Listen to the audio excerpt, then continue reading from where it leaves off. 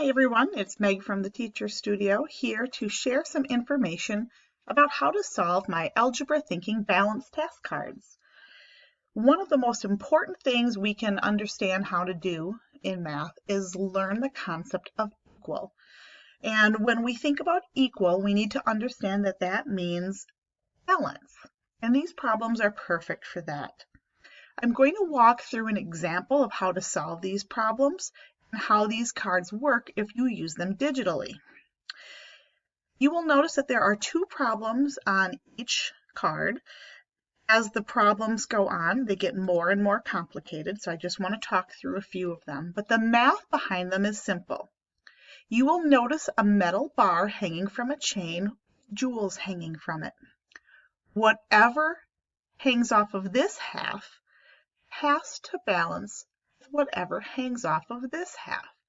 So if you notice here, the total weight of all these jewels, red plus the red plus the yellow, has to equal 12. And now if you know that this side and this side have to be worth the same amount, you should be able to think about how many of the 12 will be on this side and how many of the 12 will be on this side. Okay? Once you figure that out, and let's think, if I take 12 and half of it over here, this will be worth 6. And if I look at this side and know that it's also worth 6, but it's split into 2 jewels, I know that each of those jewels has to be worth 3. Okay, and that's how those problems get solved. If we look down at the one below, now we see that the weight of all of the jewels is 24. So you should be able to think how much will be over here and how much will be over here. Now I want to go down to some that get a little more complicated. Some of the problems might give you a hint, like that the yellow one is worth 2. So you can actually fill that one in already.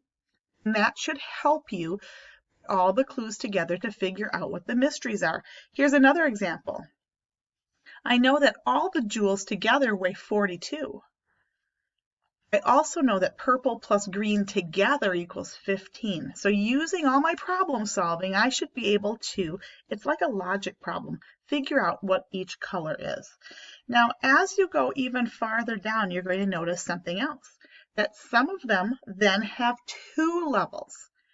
For example, this one, the weight of all the jewels is 40.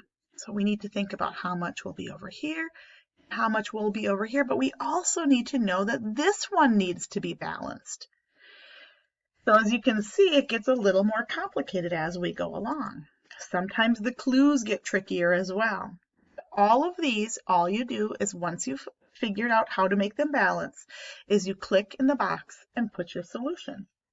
Now, when you get to the higher levels, here you need to add your own details in. So for example, we know that the total weight here is 80.